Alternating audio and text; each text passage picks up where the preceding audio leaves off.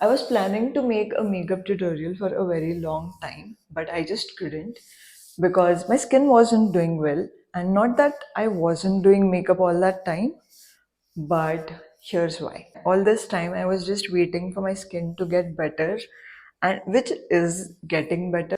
And I didn't realize when I started thinking of makeup as something that I can use to just hide my insecurities with not having that flawless skin. Earlier, I just did makeup because I loved it. The flawless skin things that we see on the internet are affecting us in a lot of ways. But we also need to understand that there is so much going on behind the cameras. There are so many filters that one can apply, and also your lifestyle matters. Even after knowing these things, we tend to compare ourselves with others. We just want that perfect skin and the lifestyle that they are showing us. We are continuously comparing ourselves with someone on the internet and being insecure about everything that we have. Accept yourself the way you are.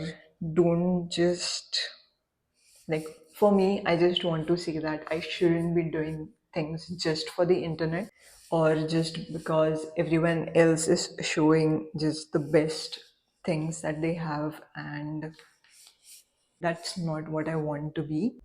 I just have so much to say about it, but for now, this is a reminder for you and me that stop comparing our lives to someone on the internet and just be comfortable with yourself. I don't know who needed to hear this, but I needed it, and that's it for today. I'll see you in the next one. Bye.